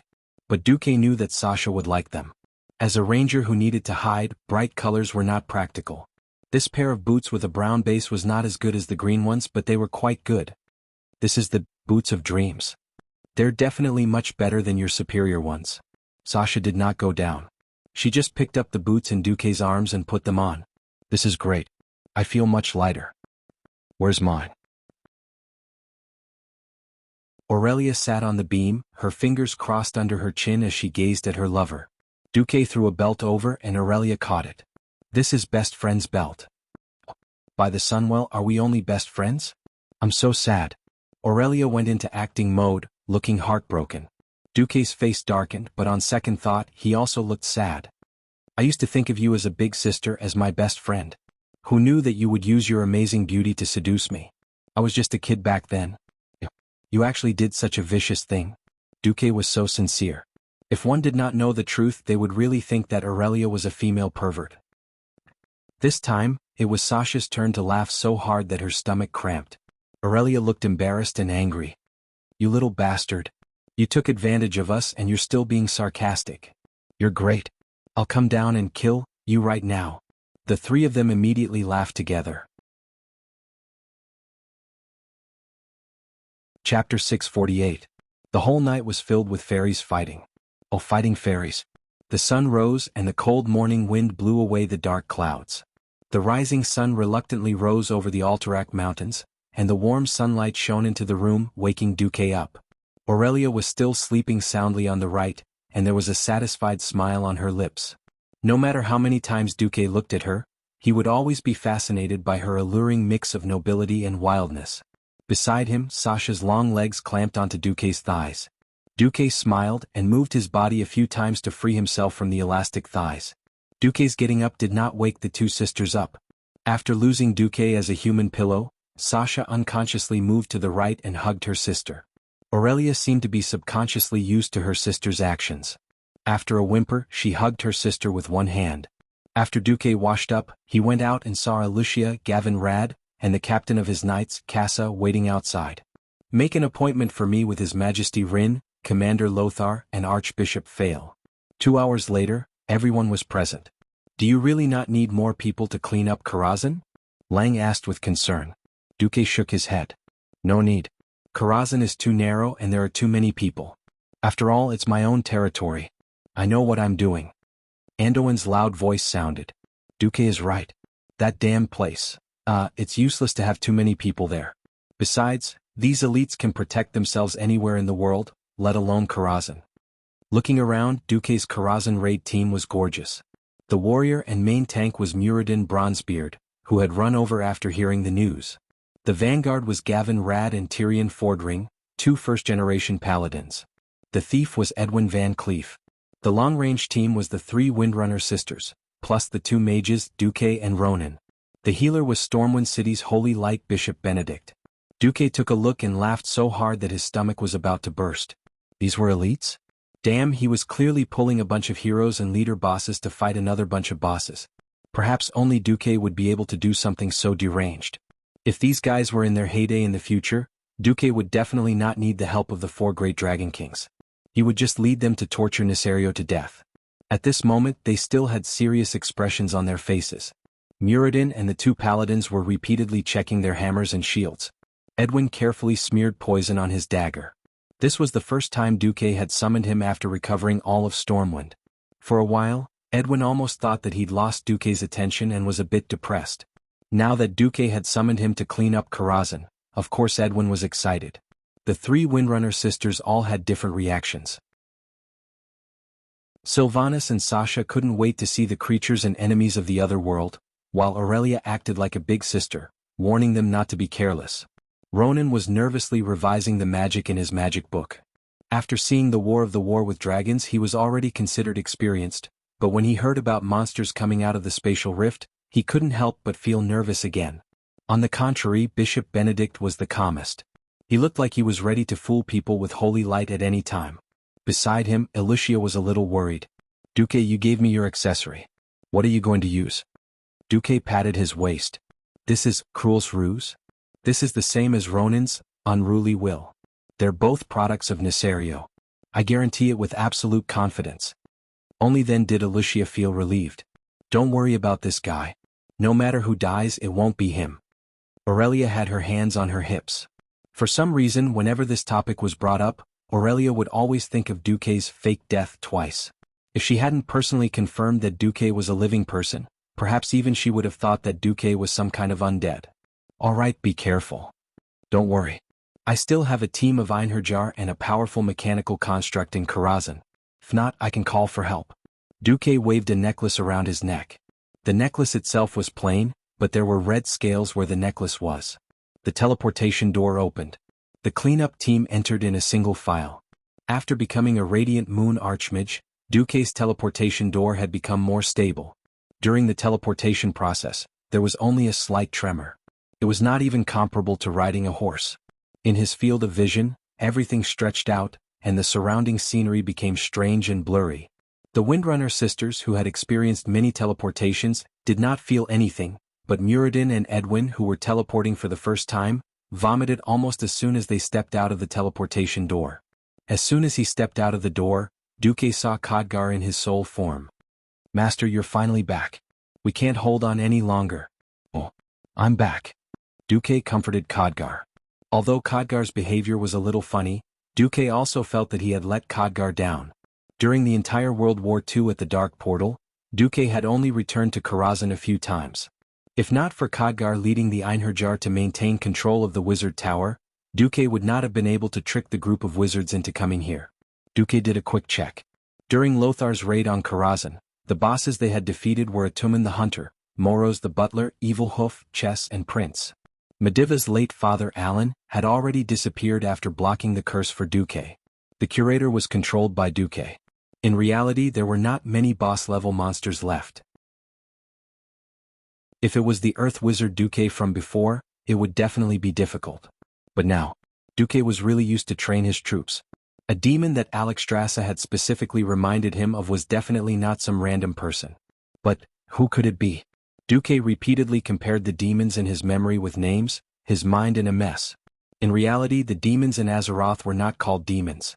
To be precise, they were a race called Eridar. This highly intelligent humanoid race did not come from the world of Azeroth or Draenor. They came from an ancient and faraway world called Argus. When Sargeras was fighting against the Dreadlord, he was affected by the mind manipulation spell. After that, he began to doubt his own divine life. He persuaded Kil'jaeden and Archimonde, one of the three heads of Eridar, and Eridar split up. The more righteous prophet Willan left with his people and ran to Draenor to seek refuge. Those Eridar people later became the Draenei. As for the remaining Eridar people who followed the two Burning Legion commanders, they began to be called Man'ari, which were the demons in the eyes of the people of Azeroth. Chapter 649. By the way, Duque, your army isn't weak at all. Why can't you take down the second level? Aurelia asked head butler Khadgar, whom Duque had arranged to stay in Karazhan, as they passed through the ballroom on the second level of Karazhan. This was not Aurelia's fault. The other members of the team had the same question as well. There were more than 100 people in the team, and it felt like any one of them could easily take down a team of royal knights. There was also Khadgar, the ghost butler with unknown strength. There was also a mysterious golem called Curator. Strong no matter how one looked at it. Khadgar's face suddenly showed a sad expression. Those demons. Those damn demons. We can't fight them at all. Curator is too big, we can't go in. This has nothing to do with combat power, it's just, sob. They bullied me. After saying this, Khadgar actually ran away in tears. The accompanying Einherjars also had strange expressions on their faces. They all stayed on the second level and refused to move. Master, we can't fight against those demons, but with Lady Windrunner and the other ladies here, there shouldn't be a problem, right? What's the problem? Sasha asked curiously. It had been a long time since he had returned, and Duque's memories were a little fuzzy. But when he went up the stairs and heard a flirtatious and seductive female voice coming from the corridor ahead, the dust-covered memories reopened. Damn it.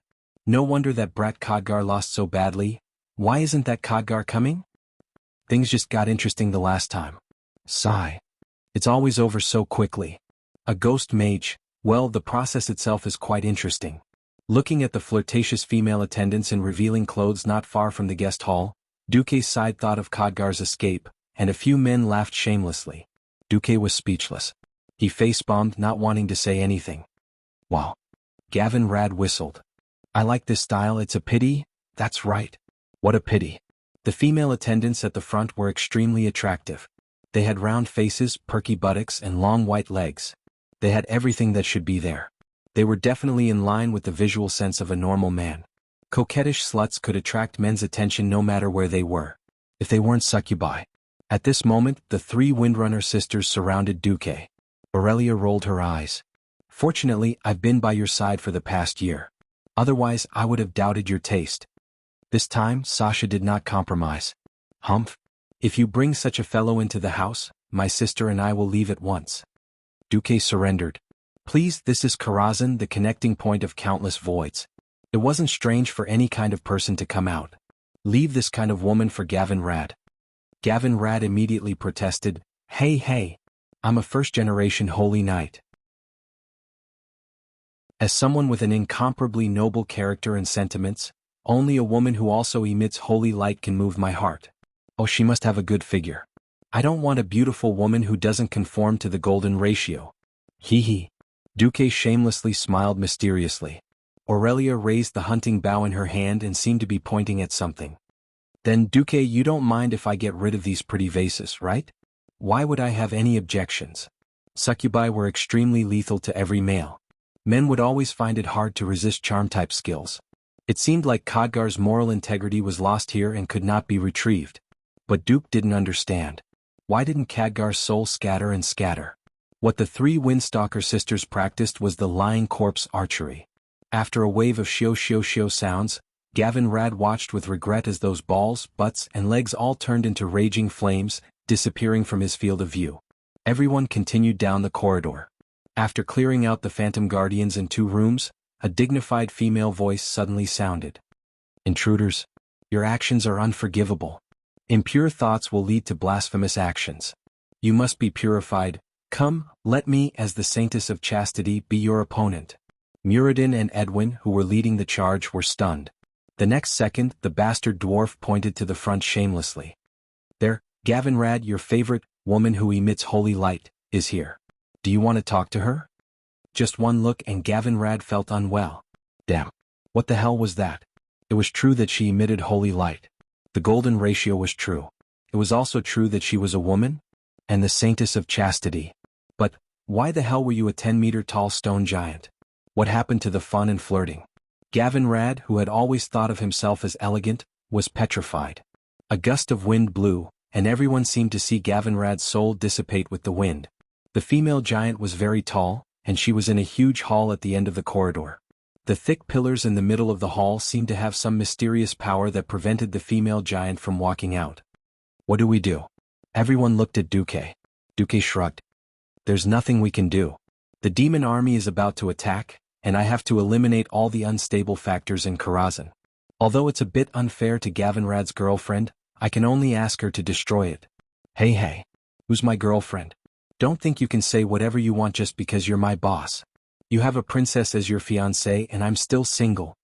Gavinrad's threatening roar was ignored. Duque commanded, everyone spread out. Since the opponent is holy, she might have AoE skills like devotion that can penetrate the ground with holy light.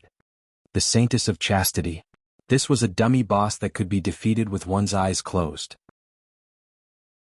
Duque didn't feel anything for this female boss who was surrounded by a group of succubi for some reason.